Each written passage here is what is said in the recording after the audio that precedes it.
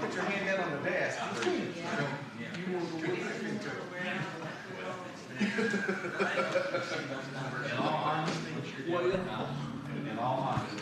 What are we going to talk about? What's this all about? Yeah. Oh, rain. Good for you. What's up, man? Oh, I don't know. Long day. We're about ready to let the juvenile delinquents loose so they can take over Sadie'ville and stand the ground. That's all right. Don's ready for it. Don's ready for it. Nutty.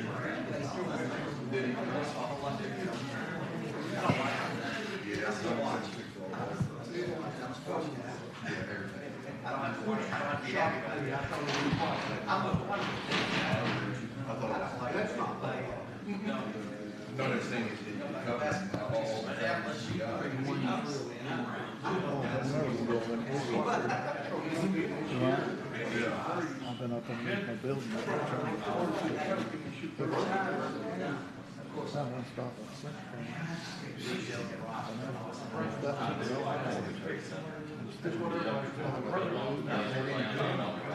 We get that glue on it. Yeah.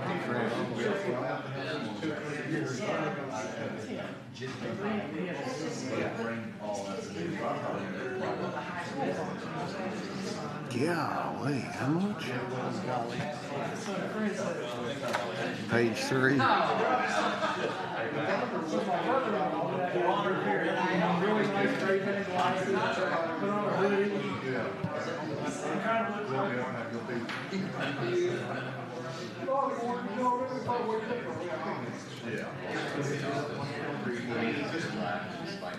Well, I got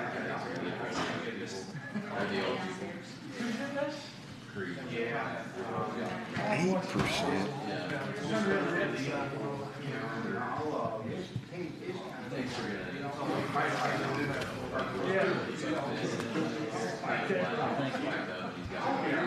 Give you this kind of we'll try. I got news for him. That ain't It's like a finger shot. the money ain't the issue. There just ain't nobody out there that wants to work.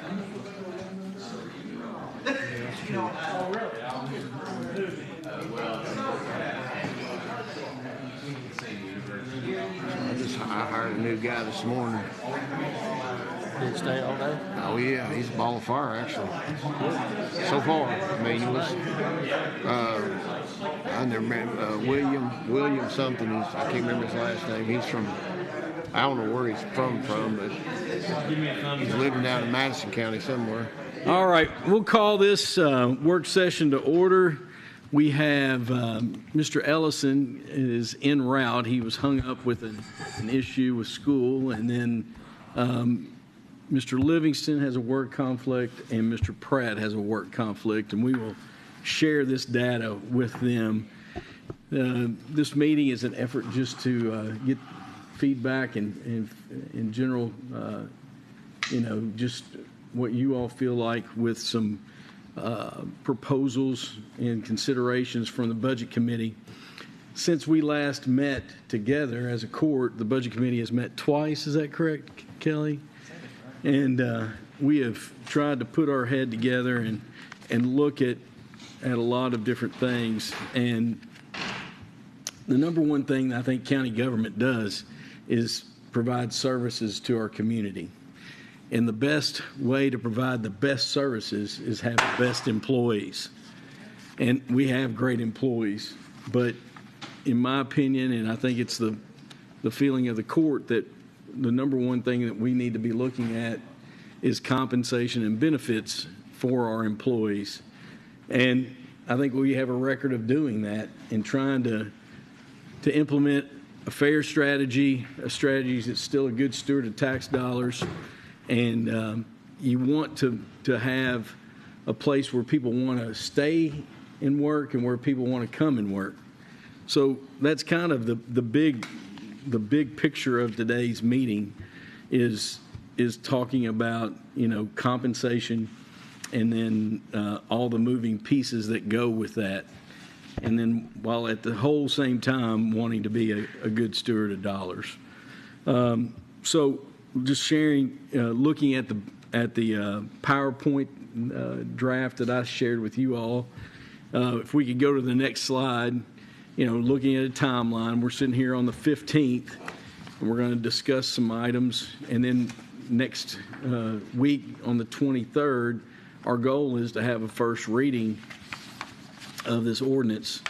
And then on June 14th, turn around and have a second reading. But what has to happen between May 23rd and June 14th is like literally on May 23rd, we will drive the budget to Frankfurt and submit to DLG and try to get in the queue for their review and approval for second reading. And in between those two, that we have to have an advertisement as well. Our goal is to get there to June 14th. And we've shared information here early in May with the working draft. And when we started looking at the big picture of things, we were really focused on some positions that we were concerned about. Those positions that we were concerned about from when we originally talked about doing a market median review, just making sure we were in the right ballpark with our medians, and that's the basis for our compensation. We were really wanting to look at firefighter, deputy sheriff, our paramedic EMT, also our road department equipment operator, CDL, non-CDL, and then as well as deputy jailer. And we also had a request to look real closely at the chief deputy jailer position. So the budget committee has really been working, and we were looking at, could we look at data and make recommendations on those positions and then try to, between July and really at the first of the year, have Jeff continue looking at the rest of the positions for the medians, and then possibly making a mid-year adjustment like we did a few years ago. But once we started digging in and started really looking at possible adjustments on those 6 positions, I mean, we were talking about impacting over 200 employees of our total of 265 or thereabouts. So we kind of turned and we were looking at the cost to do that on adjustments that would increase the median to where we thought the median needed to be. And once we started looking at the overall cost, one of our budget committee members said, well, what if we just looked at a holistic approach and do a across-the-board increase that is kind of above what we had set as a projected 5% of a COLA, and look at, could we go beyond that, positively impact all positions, and then do our research between now and Christmas and the new year and make sure that we're not out of alignment with anything. And that's kind of where we're at. That's kind of where we've kind of moved to today's discussion. And what we're talking about is, we had talked about the Bureau of Labor and Statistics, the cost of labor, the number that we were using was 5%. And then when we started looking at this holistic approach, we have included in this packet for consideration an 8% look across the board. And this would also include, though, there has to be consideration for the annual tier adjustments when someone gets past 2.5, 5, 7.5, 10. But that, Jeff shared that number's around 45,000 this year. So it's not a large number. And, you know, that's what's gotten us here. So I want to look a little deeper in there, but I want to go to the next slide. And I will remind you what we've done in 23 and 24, just a snapshot. Last year, we did a 5% for all employees plus the tier step adjustments. We added those 2.5, 5, 7.5, 10, 12, 12.5, and 15 adjustments so that we didn't have folks waiting that longer increment to get an adjustment. We added the county incentive program for training hours for EMS and jail. We added 3 firefighter FTE positions, 3 185-day contract school resource officers, and we added an IT coordinator. I am very pleased to tell you that the cybersecurity grant that we received for $486,000, Michelle and I and Chip got an email today that they're asking us to schedule the grant meeting, and as soon as we have that grant meeting, and I think it's within the next couple of weeks, those funds will be released. Is that correct, Michelle? So that's very positive news. And then, you know, we've started several capital projects: the sheriff's office, clerk's annex, the EMS station, the farmers market pavilion, and we can go to the next slide. Judge, what'd you say that grant amount was? I think it was 486. And that's going to be... That's the cybersecurity grant that we applied for and received, and very, very big, you know, very proud of that effort. Now, this is a little bit, I want to remind you a little bit about what we had done in consideration of fire apparatus. In 22-23, we ordered 1 pumper and 1 ladder. And this is kind of related to last year's actions. And we paid in May of 23 $806,835 for that pumper. We're not going to get that pumper until February 26.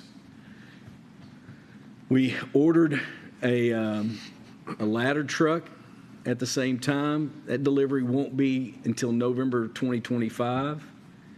In this new budget, we're going to recommend, and I think I mentioned this last week, we're going to recommend $1.5 million in that to pay off that ladder.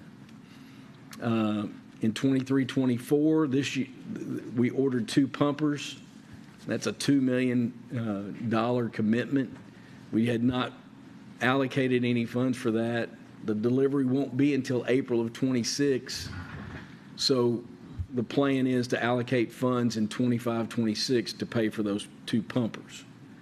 And you know, those are big ticket items, but they're necessary items because of just the age of the apparatus and the desire to make sure that the apparatus we have are safe and functional and you know, meeting the needs of the agency and the community. We also started Legacy Trail Project and working through that environmental and the design phase of that. And as I mentioned to you on that, we're trying to get a few more dollars of consideration to pay for that roundabout. And I shared that roundabout picture. I hope everybody got that from the HSIP funding. And then we might need to use some flex funds out of the road budget next year, possibly to help offset some of the costs off of that. And then very proud we wrapped up that Lyle Road Soccer Complex, first-class place, much needed. When you go out there, there's 500 or 600 people, kids out there on Wednesday nights and weekends playing soccer, and they've got facilities. So very, very, very much needed. So as we look forward, always very valuable in my mind to look at what we've done and where we've, you know, where we've been. Does anybody have any questions about? I know that the fire apparatus there's a lot of information there, but it's very good to communicate that big picture there. Any questions there? We can go to the next slide. So, looking at what we're proposing, a budget presentation overview for 24-25. It's a $48,942,551 balanced budget. Our projected general fund revenues of $39,683,060 doesn't include surplus from the prior year, but that's what we're projecting for revenues, and those are conservative projections. That increase from last year of 33,506, about an 18% increase, and as I'm sharing, we're trying to be conservative with that estimate, but I'm very, our revenues are strong, and you got to always be watching that, and you got to be conservative, but we wouldn't be talking about what we're talking about if our revenues weren't healthy. So what I'm asking you all to consider today is between a 5 and 8% employee pay increase above the annual tier adjustments. And then this budget also will maintain existing programs and services at current levels, and it addresses finishing off that significant capital plan that we've got in place. And then, this is a structurally balanced budget with recurring expenses being paid with recurring income. So that's, I think, very important to point out. Could we go to the next slide? So, as we talked about, what considerations for this recommendation, we're looking at it about an 8%. Really, what I think we need to look strongly at. It supports the continuing efforts to ensure we can recruit and retain well-qualified staff. It's helps us establish and reinforce Scott County as a public employer of choice in the Bluegrass region. I want to remind you the quantity and the quality of applicants continues to be an issue for most positions. I will say that is not true when we put a fire recruit training application out there. We'll get 40 to 50 applicants out of that. Now, there's a lot of vetting that has to go through that, testing, of course, but we still struggle, paramedics. We still, when you're trying to find a good CDL driver or a mechanic, we struggle. I know Chief Nettles has four staff people at the academy right now, but 2 weeks actually. They've been there how long? They leave in 2 weeks. They leave in 2 weeks. I'm sorry. Doing their online portion. But finding quality, experienced laterals is a challenge, and it's always a challenge because it seems like across Central Kentucky and across Kentucky in general, a lot of counties, a lot of cities are doing exactly what we're doing and looking at pay and compensation. And then that last piece, adjusting the pay for all positions permits the county to maintain current equity across departmental lines. Next slide. Hey, Judge. Yes, sir. Just kind of processing, and because an 8% increase is a chunk of money, but where you read that note, you just talked about the quantity and quality of applicants. It's a struggle in several departments, which you just highlighted. And it just makes me think back, I can't remember the number, but where we sold the pumper truck, what was that? 20 something? 207. And they're coming to pick it up tomorrow. Well, I got to thinking about that while we're reading this and thinking about it even after we met this last meeting. I've been here 10 years, and or in my 10th year, I guess it is, but I don't recall anything close to that we've been able to surplus, because that's what that was, right? And here's my point. I mean, I'm thinking about that, and it speaks to the current and former fire department staff and how they maintain equipment. It speaks to the current staff and former staff at our road department because they do a lot of the maintenance on a lot of vehicles.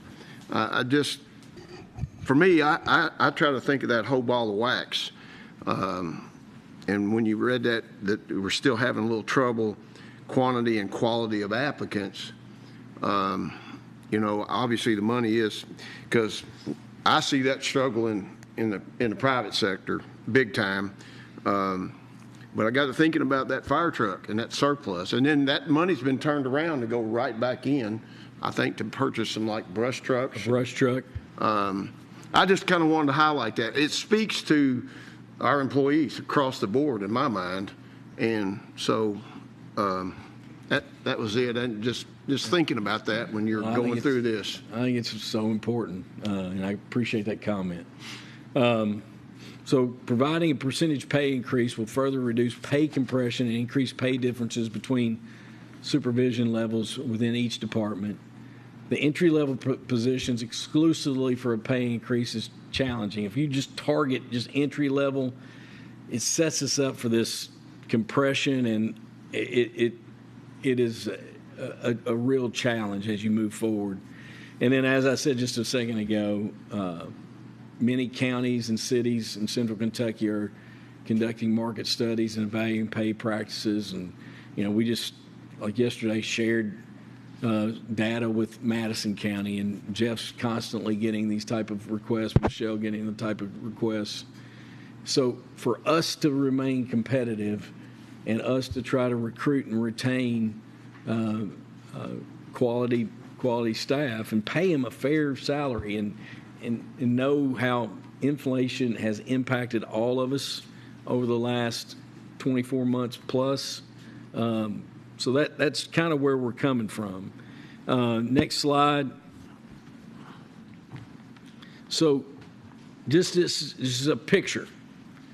Where we're at now, and this is just wage, and it has FICA and retirement in it, correct, Jeff? That's correct. So it's got just that wage, hourly wage, and FICA and retirement. So if we're looking at those big chunks, and we look at current paramedic pay, if we adjust it to 5%, and then let me speak to the 9.8, Jeff has gotten really solid numbers on detention center, and regardless of if we go 5 or 8 or somewhere in between, he's going to recommend 9.8 for detention center staff because that you've got solid numbers, and we'll talk more about that if you have questions. But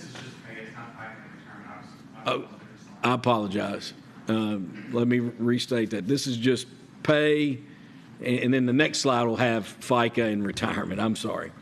I've looked at a lot of spreadsheets the last few days. So 5% and 9%, 9.8 for detention. You can read that. I don't have to sit up here and read all those to you. But you can look at the next column, which is 8%, the last column, which would get us to 8% and 9.8 for detention for the detention center staff. And it shows you, that these are the entry-level pay, correct, Jeff? These are the entry-level pay. This is just entry level, yes. So It could be much higher if the person has experience. yes, and we consider experience and those things when someone, hires in. So, but like, this is what 8.5 would do for you, and this is what 8 would do for you. And with the deputy jailer position, it's at 9.8 of recommendation there. So So it's not 1A on both. yeah, for just detention center. So it's moving us forward, and I will say this: deputy sheriff, firefighter does not include the training incentive in it, and then for that matter, our paramedic and jailer, they also get a training incentive, and that's not included as well. Just to remember that. So we're trying to be as competitive as we can, but at the same time, being good stewards of dollars. Next slide. So here's your retirement, FICA, and then your total big numbers for your full-time base labor cost. And I wanted to just kind of show you, you're looking at $20,492,538 for just base labor, retirement, and FICA this year. As you look at a 5% and a 9.8 for detention, you're going up to $20,906,800, and then that 8% wage, retirement, and FICA, you would go up to $21,334,524. We wanted to just show you those increases because it's like an apples to apples, comparison. Questions or comments? So that takes us over as far as expected revenue versus just employee expenses. That's more than half the budget. Well, Because you had a projected 39 million revenue, correct? well, that's on that revenue that's not including any carryover from this year. Yeah, but but like if you're looking at dollar for dollar, the answer to your question is yes. Yeah, well, in the expenses here, I mean, as far as labor expenses, we're not counting overtime. Overtime's not included in that. Yeah. What other questions or comments? I'll make a comment on salaries and just, David Livingston and I have talked about this in years past, but private sector and public, and when we talk about these base pays and then how we bump everybody up, like in the private sector, when I used to manage people and we do raises, some people would get fired, some people get 2% raise, some people get a 10% raise, it depended on how much you brought to the table. And really, I understand that concept a lot better than doing an 8%, but when you get into this kind of budget and it's all public, then it really is hard on morale, I think, when you see somebody get a 10% raise and somebody else gets a 2% raise. In my profession, I don't know what my counterparts are making because we just don't know. I don't want to know. So anyway, I just want to make that comment because when we're going through this budget process, I don't know if everybody deserves an 8% raise. Somebody may deserve more and some less, but on our end of it, we don't manage these people. I don't know who at the fire department or the sheriff's department or who's doing outstanding jobs. The people that are leading those people do, but on our end of it, I think it's just it's a whole lot easier, and not just because it's the easy route, but it's just because it's public knowledge. I think for morale, it's a lot better way to go. I just want to make that comment. Okay. Andreas, with Studio 46, can you increase the volume on the Zoom? Mr. Pratt, Master Pratt, is having a little difficulty there. If you could increase that. How come the retirement, I might have missed that, how come retirement went down? So, Jeff and Michelle, could you all comment to that reduction in retirement? And it's not going to last forever. That reduction won't either. Yeah, I can answer that. The current retirement for non-hazardous duty, the cost is 23.34%, and for hazardous duty, it's 43.69. It's going down to 19.71, 38.61 in July of 2024. So, I mean, we're looking at about a little bit more than a 5% decrease in retirement. Why is it going down? The retirement board voted to do it. Yeah, well, I mean, let's look at it this way. There's an unfunded liability, and right now the hazardous duty retirement, could you imagine making a 43% retirement contribution to your employees right now? I mean, so for every dollar you give them, you're giving them basically 44 cents towards retirement. I mean, it shouldn't be that high. And what they're trying to do is make sure that is a funded liability. It should hopefully continue to reduce over time, but doesn't mean that it necessarily will. It depends upon how many people are in the system, how many people are continue to be alive and drawing benefits, factors like that play a role in what happens to that number. So, Jeff, while you're up there, what's your data points that I want you to reference those and why you were recommending 9.8% on deputy jailer? because, and I think I have that with me. I do have it with me. When we looked at the data we obtained from both the county and city medians as well as the Hannah Resource Group, it showed that right now our market median was $19.83. Before a pay increase is awarded to the county city median, it was $20.77. We were off by $1 there. Yeah, but I want you to drill down further. Who exactly are the data points? Is it Fayette County? Is it Bureau of Prisons? Yeah, I'll tell you who that was. Yeah. I'm sorry, I didn't understand what you were wanting. Pulaski County, Madison, Jessamine, Davies, Franklin, Kenton, and Oldham. Okay, so And counties similar to our Hardin, size. And you didn't. Hardin, Warren. I mean, it's the same. But you didn't, and we talked about this one, you didn't include our neighbor to the north at Grant. No. And my understanding is they're at 20 now. And ours would be, our starting pay would be $19.60 an hour. Is that what it works out to be? Yes, our starting pay with the 9.8% increase would be $19.60 an hour. So it's like size cities, it's our county. Yeah, That's what it we're- is. I mean, yeah, I didn't include Fayette. Okay. That's I didn't include Fayette for anything. Yeah, well, that's probably best. Yeah. So, questions, comments about this approach instead of a 5% and then selectively trying to increase those 5 or 6 positions as compared to looking at this possible 8% or somewhere in between, and I'd be curious. I'd love for your feedback. Can I ask Jeff one more question? Yes, Why sir. didn't you include Fayette? I know they're bigger than we are. It's not after the warning. Yeah, it's just not a but good. When I'm sitting here looking and I'm thinking about taking a job in Scott County, or if I can get one in Fayette County, it's not that far to drive up there. I mean, it's no different than the school system. We'll never compete with them. We'll Yeah. never catch them. I know we'll never catch Yeah. them, but I think we should try to get a little Well, closer. that's what we're doing. And I think you look at Louisville and Lexington. Oh, yeah. It's way higher. Because we didn't get that. Could you get information. that starting pay? I could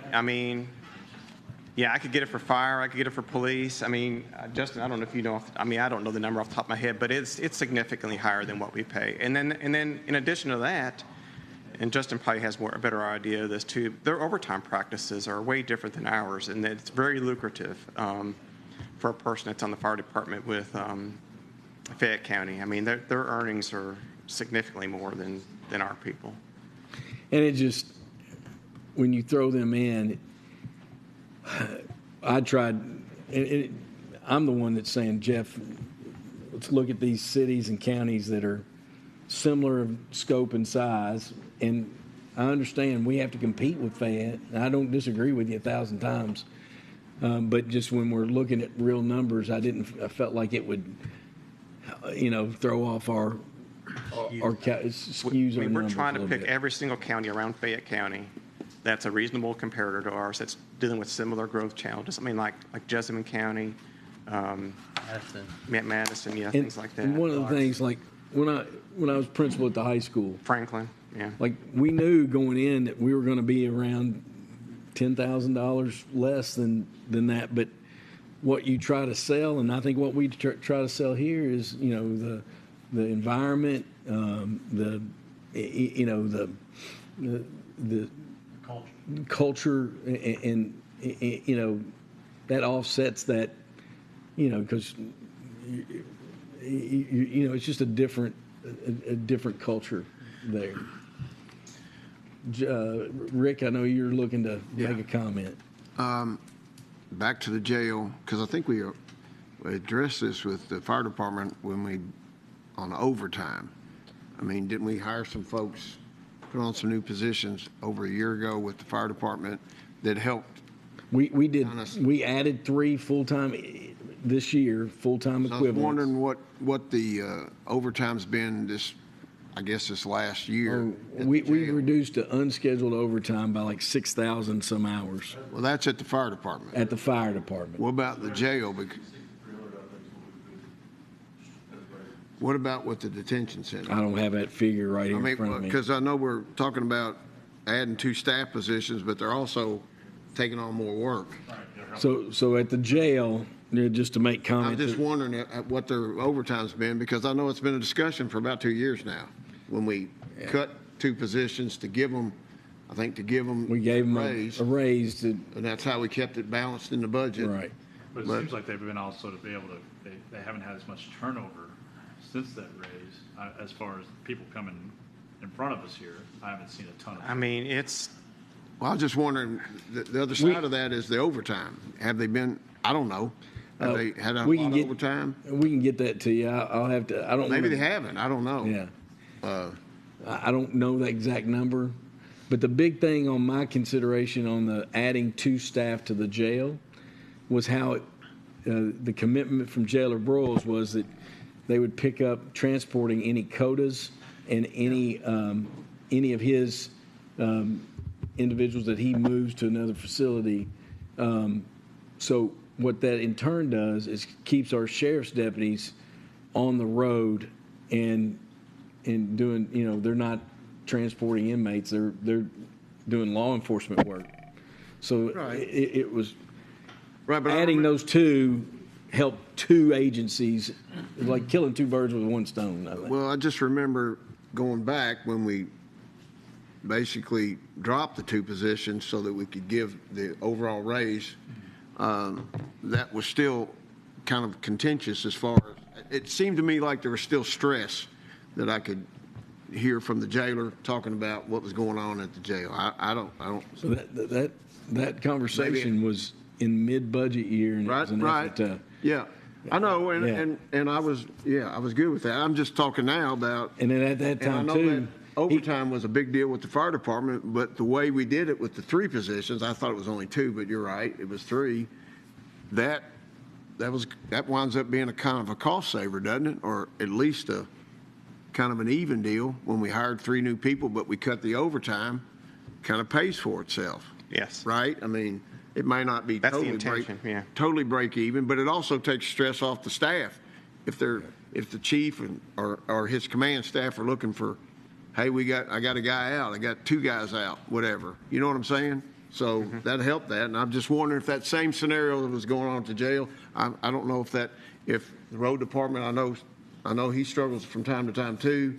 All of our departments from time to time, I think. But anyhow, just wondering about the Yeah. overtime We issue can- down there. we can look it up and share it. with Because court. I know you have 2 new staff involved in this budget for the jail, but you're also sticking more, You know. rolling over more also work. remember, though, those 2 new staff, correct me if I'm wrong, we cut them. They had a staffing formula, well, I can't remember the number, say it's 30. We reduced them because they weren't hiring anybody anyway. They weren't even close to having 30 or whatever that number was. So we reduced them, and then we gave them back a little bit, and included that pay. So it's kind of been a shell game a little bit with their staffing numbers based on what they could or couldn't. At that time, they were not Struggling to get they were people to struggling to apply. get candidates, Yeah. and then the effort False was cut. yeah. They didn't have anybody cut. But now, I support adding the 2, especially with the transportation aspect and how it positively impacts both agencies. Well, right, I Yeah. agree with that, but also what I'm hearing is with this 9.8 for the jail staff, it seems to me like, it sounds like we're realizing that, hey, even what we did by cutting 2 so we could give them that raise last time around, it seems like that really wasn't enough for that department, it sounds like. Well, Well, I mean, since that time, that happened 2 years ago. Yeah.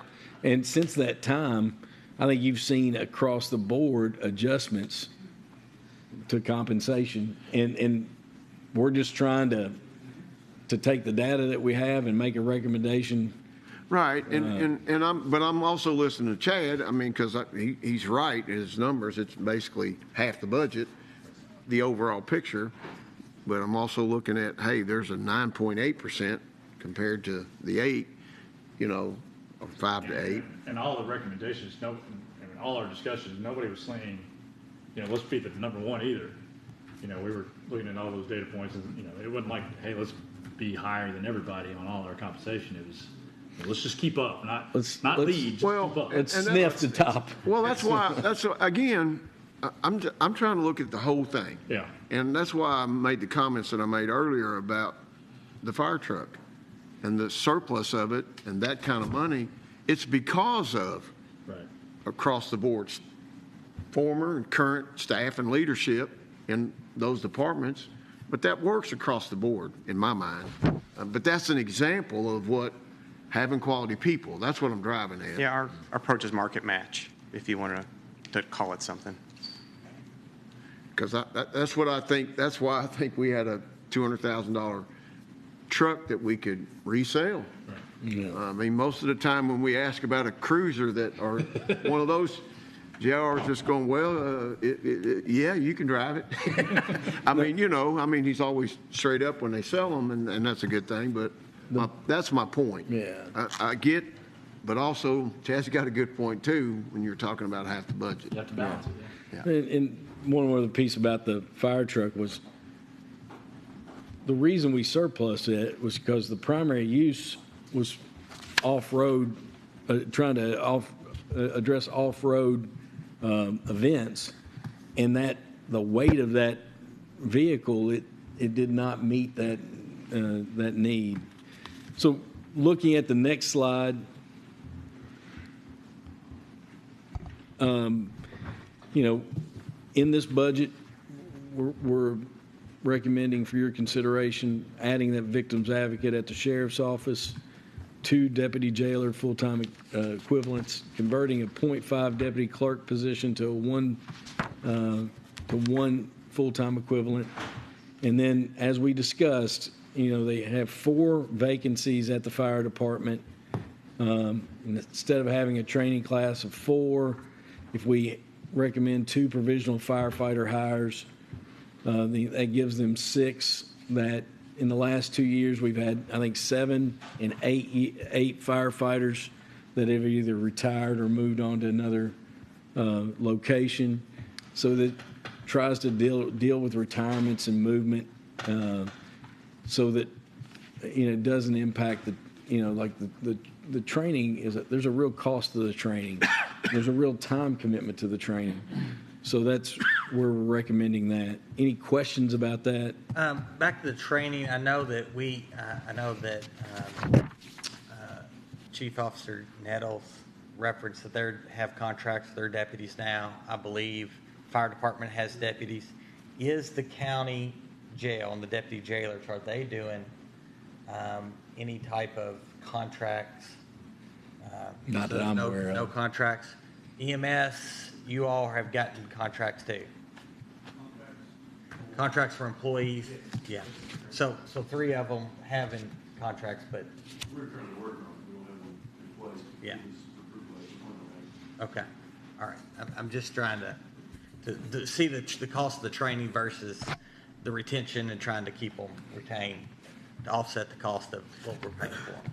Okay. So I've got 2 more slides, and then I really want to get questions from you all. And then, we have met again with some departments since the last meeting, and we've adjusted some of the lines in the working draft. And let me emphasize that piece of paper that you have in your hand is a working draft. It is. It's not final. And that's why we're trying to have these meetings and put this in your hands so we can, to get to where on the 23rd we can have this first reading and have really good confidence about the numbers that we have. There's a lot of moving parts, but the next slide, just I wanted to give you all pictures of without listing 8 million things about differences between years, but looking at our general Budget appropriation for 23-24 is 43.5. We're looking at a budget right now that looks at 48.9. Our jail, 5.1 to 5.3. Our road, 4.9 to 5.3. That includes an increase in some road materials, and we ordered a couple dump trucks. But last year we had a couple mowers, tractors that were in that road budget. But that's a very minimal increase, and we're doing a lot of work. Road department gets a lot of stuff done for us. Capital improvement, 23,487. And Michelle, you shared with me, like we had spent close to $7 million out of this year's budget, out of that 23,487, but we have to show it all in there. I mean, that's what we have to do, but we don't, of what we had allocated out of that 23,487, we've only spent approximately $7 million. So next year we're recommending allocating $20,513,900, and that will pay for all those capital projects that we have in motion. I've listed that out in that list there. So next slide. Fire, 5.7 going to 7.7, but 1.5 of that difference, and another 336,000 of that difference is the ladder truck and the AFG grant that gets us new hoses. Across the board, $336,000 is the total. Michelle wants to comment. I just want to say about and I know you all know this, but the AFG grant, the $336,000, when we receive those funds back, we'll have to do a budget amendment, and we'll put those back into that line. So there will be this surplus in that line for that 336 if we're granted that grant. So it's a match type of, we have to expend it in order to receive it. So that's why we have to show that in there. Any questions there? And then Sheriff's Department, 4.6 going to 5.6. In that line, and I think, Michelle, you did separate it out some, but 160, like for budget purposes, this is not a bid number, but we put in $163,000 at the Sheriff's Office Clerk's Annex for cameras and access control. Then we also got a ballpark budget estimate today for furniture and in both buildings. That's in there. And Michelle, I think you added notes about that, so that's in your paper copy. So there's moving pieces there as well related to our capital project, but that's where it had to go. EMS, same kind of 5.3 to 6, might as well say 6.1. In that EMS budget is monies for FF&E, the furniture, the cameras, and the access control, and related to the new EMS station. And then in our clerk's budget, 1.3 to 1.5. Very minimal change there. And that'll lead us to the next slide, which says questions. I think this gives us a good base to talk about what you all think about, the recommendation between a 5 and an 8, and what your all's general thoughts are.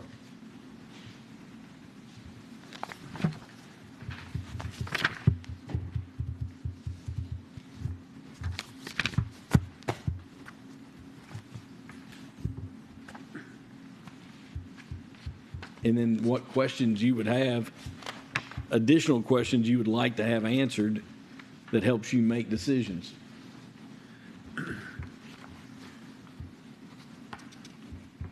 Judge, I'll just say this.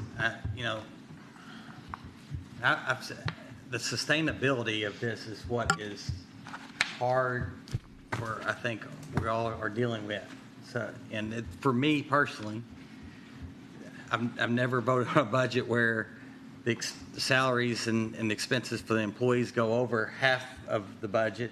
So that's for me personally, that's something that I'm struggling with. And I don't know if that's the norm for most governments or county governments. But is there a precedent being set going forward? And is putting so much money into salaries and FICA and retirement, are we going to be taken away from any capital projects in the future? Not what we're doing now, the things that we're not even thinking about. And I don't ever want us to get in a position we can't take care of our properties or things we need to take care of because we have gotten to the point where we have gotten so much money involved within our employees. And there's a balance there, and it's tricky. It's very, very tricky, and that's why we're having this meeting, and I do not discount your concern. Because I woke up this morning about 4:30 thinking about the same thing. But let me emphasize that the revenue estimates are what drive the recommendation. The revenue estimate, in my mind, is conservative, but we all know, like if we go into some crazy 08 recession again, we got to drop back and punt. And that's just a reality. That is public sector reality. And, you know, we will not be back here next year with the same type of recommendation or adjustment in my mind. I just don't see it. But trying to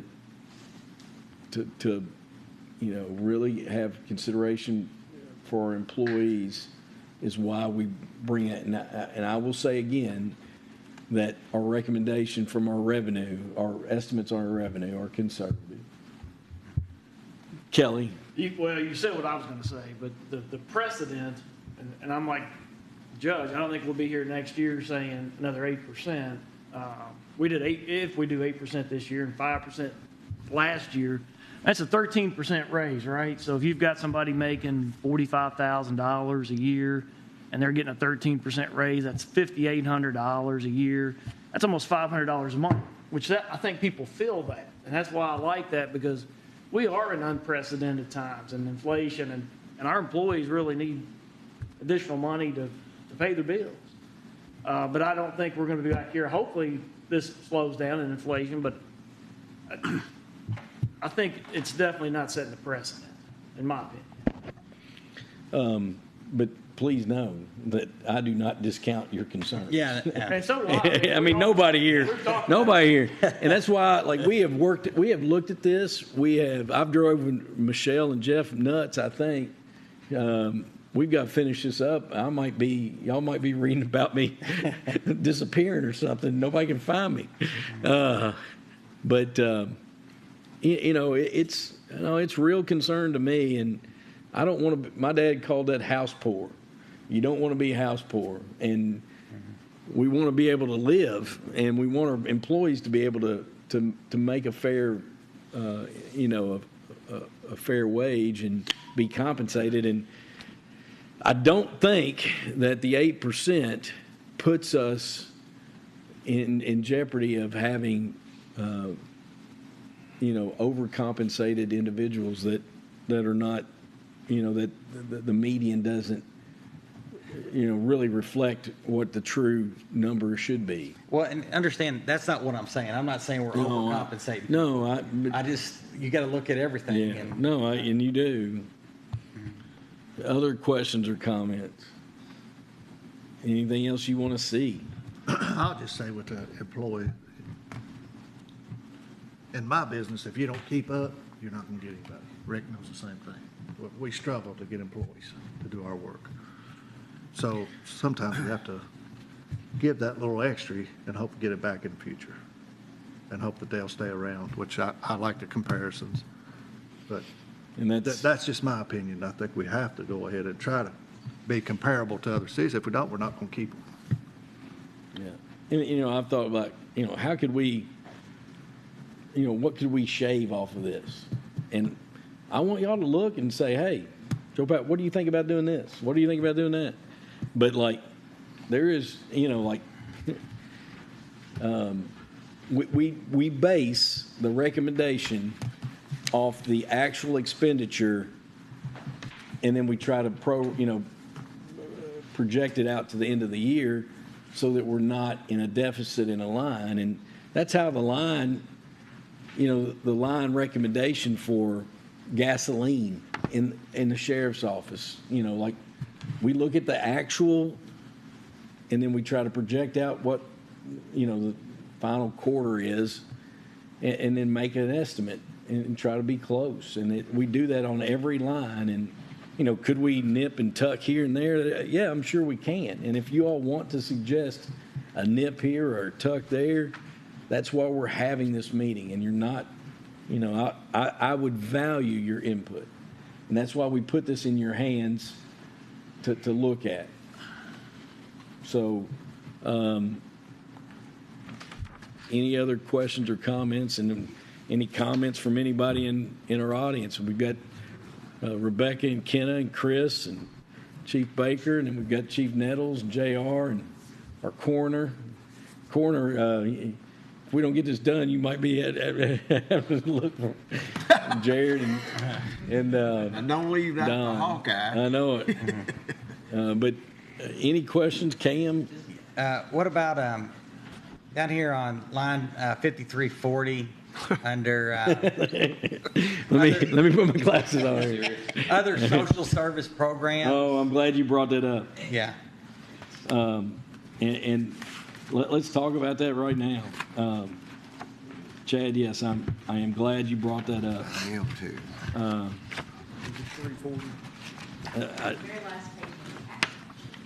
Very last page, Michelle. Yes. So look just to that last page, and Look over at 53. We made some big donations last year, as you all know. yes, and you've got the recommendations. Please know He's that gone to a different place, but that's what. that none of that's etched in stone.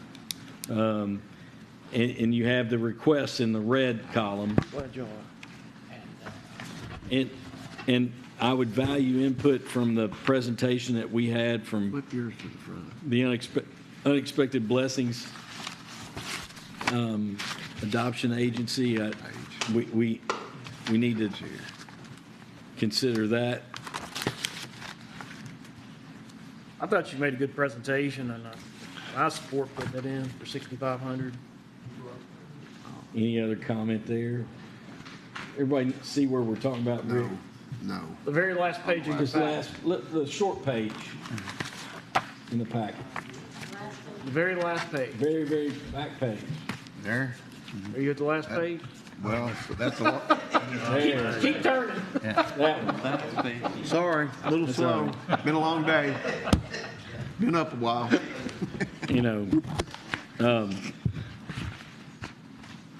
You're looking at, we discussed our partnership with Amen House and what they do for our community. And I really think that what the Amen House, they feed so many people, and backpack program, very, very big part. And then, looking at recently at the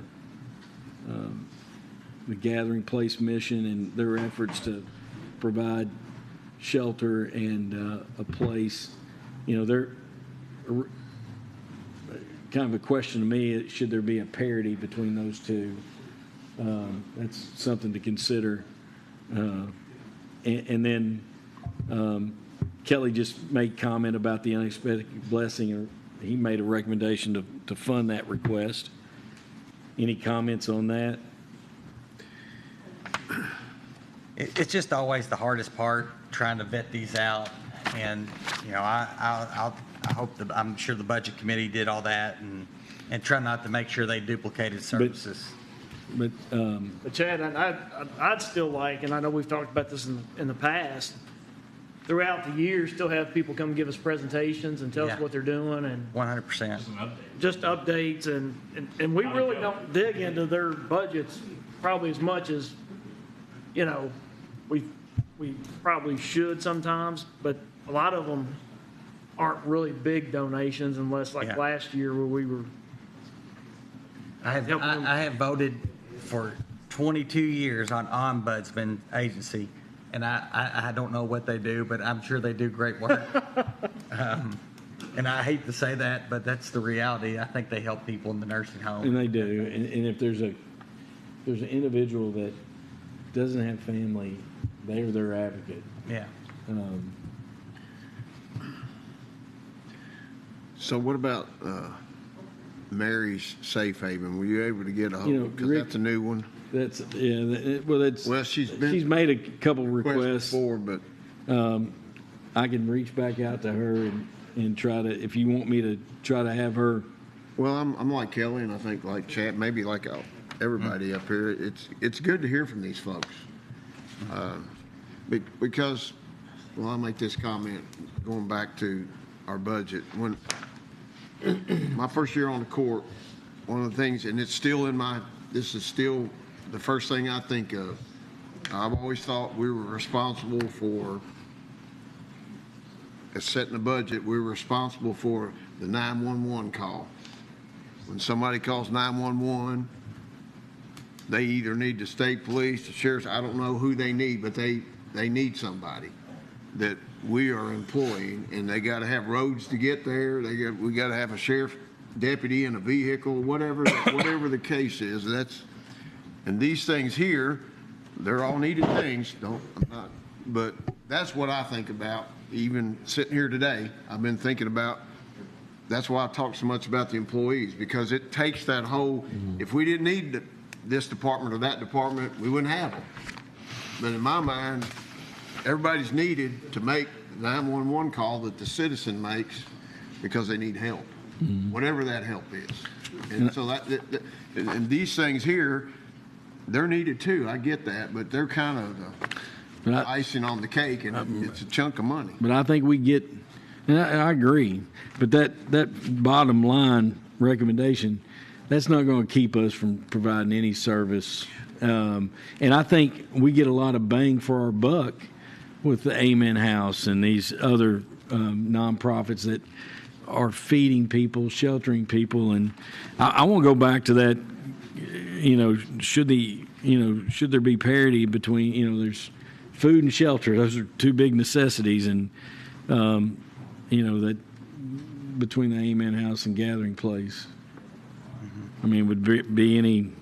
I kind of feel like it's two different things. You still think it's I do. all right? Gathering place is really more of the. Leave it. Stuff.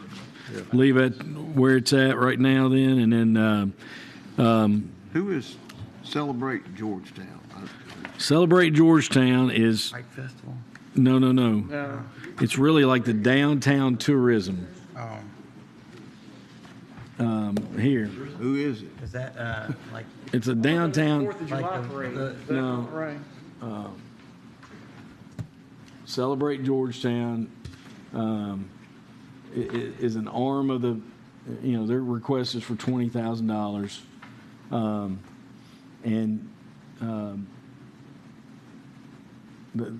What they plan to do with the funds is, they do the downtown, beautification. They do, that a lot of stuff with our shops and promoting shops as well. Well, when I say who are they, I'm not necessarily looking It's for the name. Lori Saunders. the tourism? So, okay, what I was driving at is it a group that's got people that they're paying a salary, or are they using this money mainly to put on, maybe in this case, an event or events? That's what I'm talking about. It's Lori Saunders. There's like the music in the square and all that. It's Something separate. yeah. Yeah, because her salary is already in. And In tourism. Yeah. Yeah. and her staff or whatever, right? I mean, see what I'm saying? It's not, I'm saying, are they using this to put, in this case, events, I guess is what they want the. Yeah, and then the beautification, the flowers, All that stuff. Okay. And Include Main and Broadway, or just Main? just Maine. And, you know, they asked for 20, just, you know, right now that 10 is in that column. That 10's fine. All right. Back to Kelly's recommendation there for that 6,500 for unexpected blessing. Anybody have any comment there?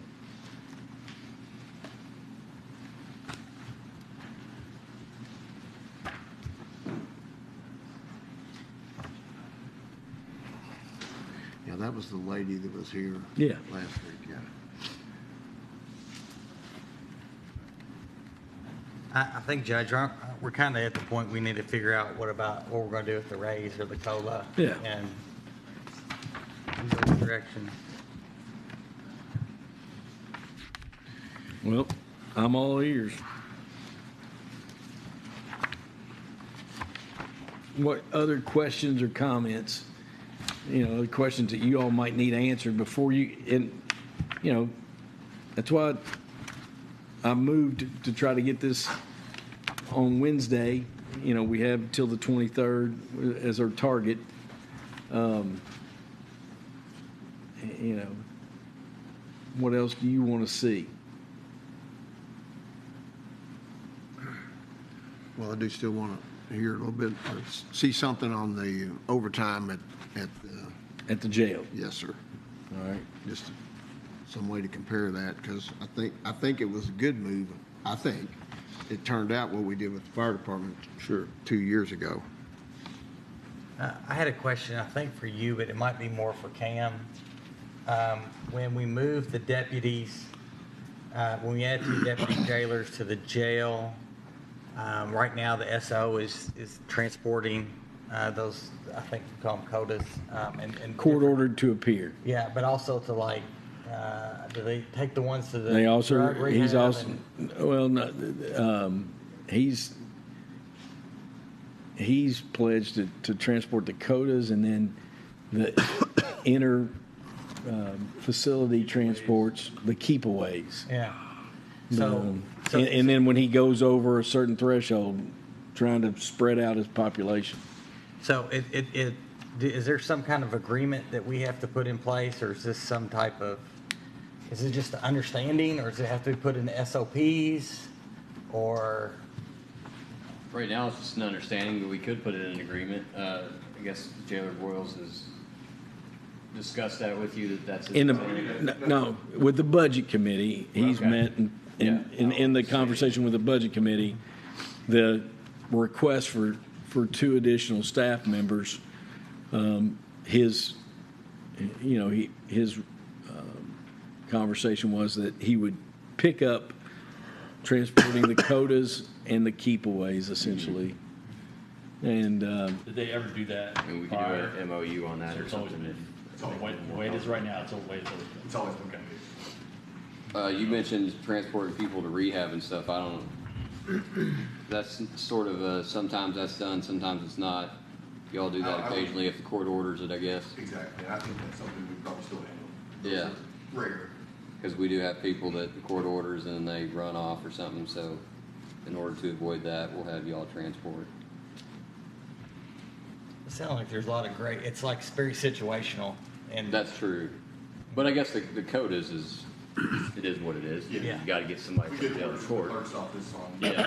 person up for court. Yeah. So that would be coordinating with them, and Yeah. instead of faxing the orders to us, they would just fax them to the jail. Well, I mean, basically what I want, if we get the 2 people, I just want to make sure that, I know situations come up and they're short-staffed and the deputies can't take them, but, you know, we're moving in a direction where that's what's going to happen. And I trust the jailer that, Yeah. that's what he says he's going to do, then that's what he'll do. I'm confident that'll Sure, take we'll hear place. about it if it's not. Yeah. Well, so overtime from jail staff. Anything else, y'all? And of course, like, you get home tonight and think about it, send me an email. Questions or anything between, now and the next few days. We don't want to be changing numbers the day before the meeting if we can help it. Because it's like the domino effect, because if you change it in one column, it becomes very challenging. And we'll go back over these again and try to look at it line by line again, just because that's what needs to be done. But we've done that a couple of times here in the last week. Do you have any idea if looking at the raises, so if you give a 5%, 6%, whatever it is, 8%, and you increase that person's salary or even hourly wage, what the anticipated effect it will have on overtime? What is overtime going to, what is that number going to go to? Jeff and Michelle.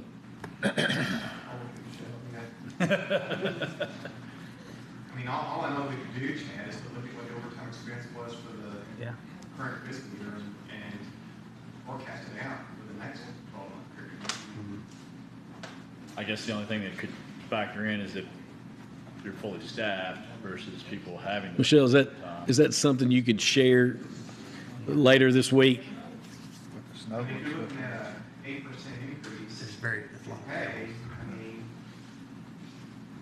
if you were making, I forget an easy number, $20 an hour, now you're gonna be making, 8% more than that, so then you gotta take time and a half, so it's, I guess probably a 14% increase in overtime. But let's have Michelle and Jeff put something together and share that as well.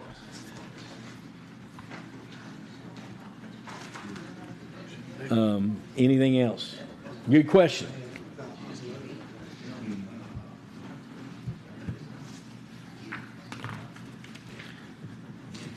So you're not worried about hours, you're worried about the cost. Yeah, okay, I see what you're asking. It's the overall. It's the overall cost. I was thinking hours. How that impacts things.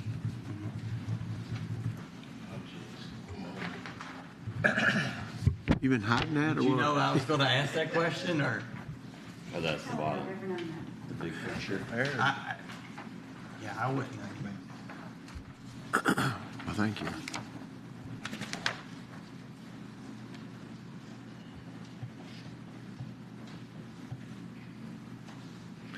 So that figure on the right, Michelle, It doesn't pull out overtime, but just so you know, these figures include the overtime that would be the wage, the overtime that would be impacted by the respective COLA increase, and the base number for training incentive.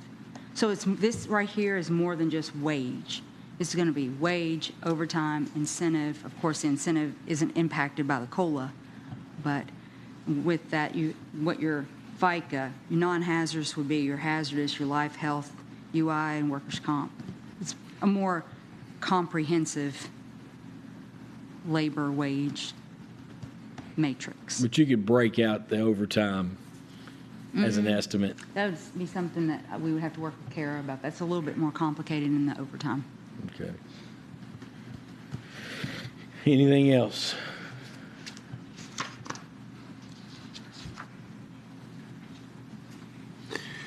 Refresh my memory. How many paid holidays? Is it 12? Jeff and Michelle, And then, how many paid holidays? Half this year because it's a presidential holiday, 11 and a half in a typical year. Now, and then what about, let's talk about, go with your next question, and well, I've got it's to follow up. just about, because I consider that a perk, because in my world, we ain't got none of that, including like paid sick days. And don't we give the county employees a day a month or? Yes. I just One a wonder, month? is it one a month? How's that work? Do you? Yeah, I mean, You earn them. well, and not everybody gets a holiday. If you're in certain occupations, you get paid out for those days. You don't really get the day off. Right, okay, I get that. I was just wondering, I'm just trying to look at that total package. I I just get can't it. remember what, so is there, Well, just remember back a couple months ago, we sent out a total compensation statement to all employees to make them aware of the Right, total you did. package, just what it cost. I mean, that was based on their W-2 wages, so it included what Chad was alluding to, the overtime cost. So it's a good indication as to what our total investment is in a person to be here working for Scott County government. And what else, Rick, That along was- those lines? I just But wondered along what- those lines of benefits and such, two things that we've talked about a little bit, but not really chewed on, is a 2-week paid time off when someone has a child. That's been brought up. Did not really bring that to the budget committee real hard. But that is a real benefit that we don't have and a lot of people are moving towards. Yes. And that would also, you'd also have to, I think, consider the spouse as well. I mean, that's what a lot of them look at. Is that something that you all would want to see a draft? It'd be a parental leave A policy. parental leave policy, a draft of something like that. And then You don't pay your guys for that? I have no idea how many I'm ahead. babies are born a year. I can't tell you that out of our employees. The next thing, Can we go back to that for a minute? My So guys did- don't hang around. Am I correct in the legislature brought up a bill I'm serious. similar to that? they did, but it did not get passed. But it was just for state employees, I'm taking money. And they were, Sending they, it to the 4 weeks. it was 4 weeks. Yeah. All I would say would be 2 weeks. And you know, that, and I would say that in that policy, that someone would have to be here at least how many months before they qualify for I that. think it was, we had, in the draft policy, we put 1 year. It'd be here So for, you've already drafted it up. possibly. Yeah. Is that something you all would like to see shared? Maybe.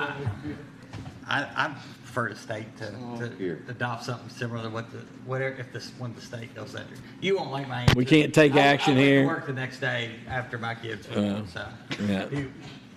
I'm kind of heartless. And then the other item that we talked about that came to my desk is we have the incentive, the county funded incentive for jail, and we also have it for EMS. And what's been asked of me is about part-time employees at the jail, and I've not had a request from EMS employees, but it was from the jail about them qualifying for possibly incentive pay as well. And we've talked about it, but not really gotten strong direction either way. Is that something that you all would like to see brought back to you to look at? And my concern would be the same. I would not recommend it to employees that were part-time that had only been here for X months. I would say it'd have to be at least 24 to 36 months threshold. And then there's a limited number of part-time employees at the jail, but at EMS, I mean, we have a large number of, about 10, and it would be a real, it's a real monetary consideration. The 2 county-funded incentive programs are significant, considerations, and I think it helps because I think people feel valued and it helps with morale and such. Jeff? But isn't this driving it that in the police and sheriff's department that they're starting to offer that for part-time employees? And it's my understanding that they're still trying to navigate and figure out. It's only Part-time deputy sheriff. POP Right. certified, POP certified part-time deputy sheriffs. But It's not on the firefighter Right. side. but I think that they're still trying to define what part-time is and what that amount should be. Yeah, so I think we should wait to hear what the definition is of part-time and how they're going to prorate that before we, So your recommendation is, To wait and to it see sounds what like there's not any from the court, it's not like, yeah, we got to do this. So let's find out how that gets directed and bring it back. I heard that today during our conference. All right. Yeah. Yeah, I'd like to see it brought back too, because I've had somebody talk to me about it. Yes, sir. All right. Anything else? Workshop. No, we don't need it, but if there's no other comments right now, please know you can email me, call me. We will adjourn this meeting. Even around 4 in the morning, right? Thank Yeah. you guys for working It'll on be this. up already. Thank you. Michelle and Jeff and all the all our department folks. It's a group effort.